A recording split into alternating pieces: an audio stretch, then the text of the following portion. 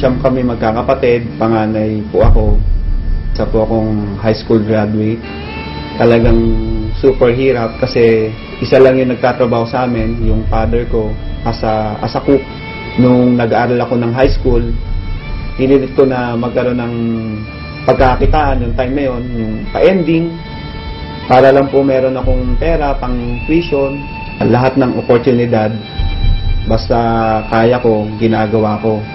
Tapos, yung pangawalo kong kapatid, nagkasakit, sa hirap ng buhay, hindi namin napagamot, so namatay siya. Tapos po, yung pangsyam namin kapatid, ganun din po ang sakit. And yung time na yun, 14 years old na po ako noon. Hindi ko hayaan na wala akong magagawa.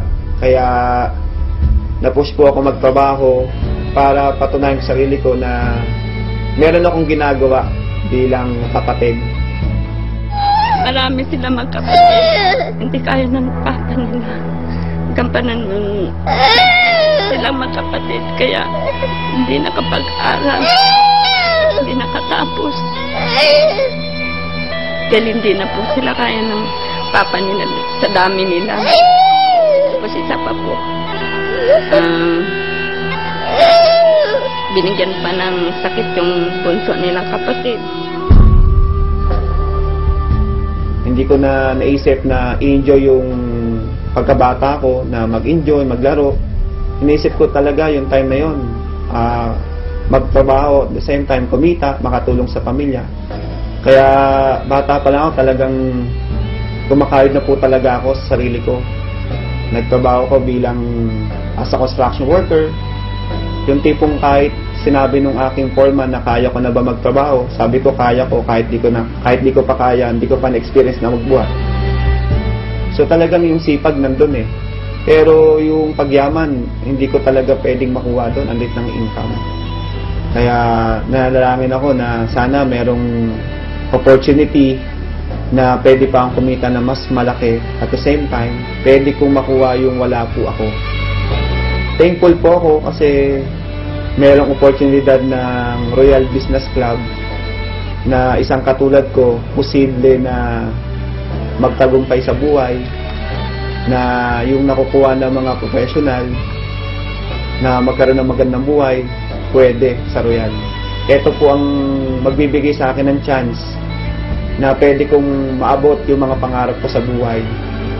Binigyan po ako ng chance na makita po ang Royal para po makuha ko po yung mga pangarap ko na magkaroon ng magandang buhay.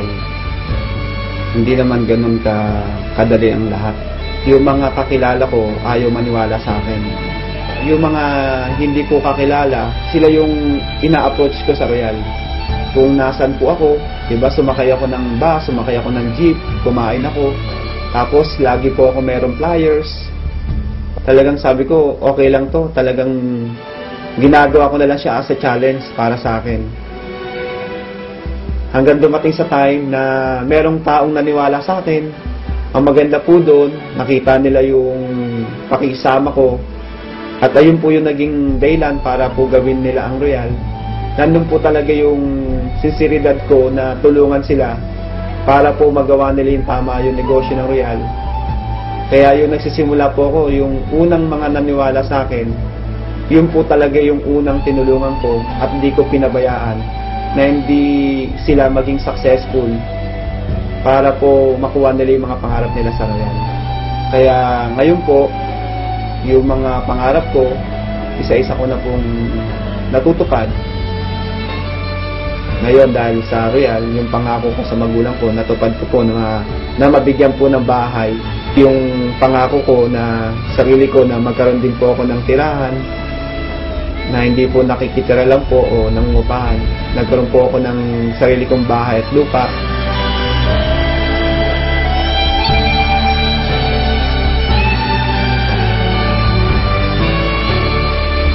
Dati, amigaan ko, papat, kawayan. Pero ngayon, nakakutsyon na ako. Isang room. So, sa second floor, meron po tayong 3 room. Lahat ng makita niyo po ngayon, lahat po yan katas po ng Royal. Tapos po, nagkaroon po ako ng pangalawang sasakyan, brand new. Yan po, yung kulay white Montero. Pangalawang sasakyan ko na nabili sa Royal. Tapos po, after 5 years, hindi ko po ito pinangarap. Pero sabi nga sa Royal hindi po bawal managinip. So masasabi ko, itong pangarap na nakuha ko, ito po yung panaginip na pangarap. Pero dahil sa Royal, yung panaginip na pangarap ko nagkatotoo. Nakabili po ako ng sports car 911 Turbo Porsche. Kaya sa Royal, hindi mo in-expect ipagkakalob sa'yo kahit di mo pangarap matutupad. Hindi po ako mapaniwala na isang katulad ko, nagdadrive po ako ng sports car. Kaya thankful po ako sa Royal, sa Panginoon, kasi binigyan po ako ng magandang resulta. Sila po yung may daylan o may plano po neto. Bakit ko po nakuha ito? Ang laki ng kita ko na binibigay sa akin ng Royal. Na imposible po sa labas na pwede kong kitain yun. Kaya yung mga pangarap ko, sa loob ng 5 years may get, talagang lahat po natupad ko na po. So, maganda doon, kumikita ka na sa mga products. The end of the year, bibigyan ka pa ng Royal ng profit sharing. So, nakakatuwa, binigyan pa ako ng 142,998. Yeah, tapos ito po yung mga ticket ko sa Europe. Tapos yung sa taas po is South America. Ayan po yung travel namin sa Brazil. Ngayon lang po nangyari sa buhay ko to na makapunta na iba't ibang bansa.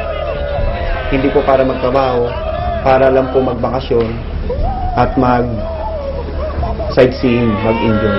Papunta na kami Barcelona! Kakaiba. First time. Makapunta sa Discover Madrid. Pantay-pantay sa Royal. Na kahit high school graduate lang po ako, pwede kang maging top earner. Noong 2009, overall, naging top 1 po tayo. And 2010, naging top 1 uli. And 2011, naging top 1. Ako din po yung unang-unang na-recognize po na Chairman Circle. At ako rin po yung kauna-unahan din po na nakapasok din po sa Movers and Shakers.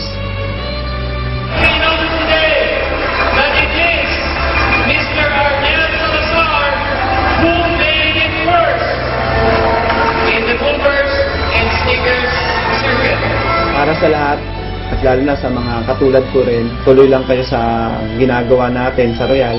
Pagsipagan lang natin kasi naniniwala ko na sa Royal Business Club na po tayo. Ito na po yung right vehicle. Darating po yung time, magugulat na lang po kayo, nandyan na lahat po yung pangarap natin. Sa lahat ng ginagawa natin, sa lahat ng paghihirap na ito, bandang dulo, expect nyo, meron din pong naghihintay na magandang resulta.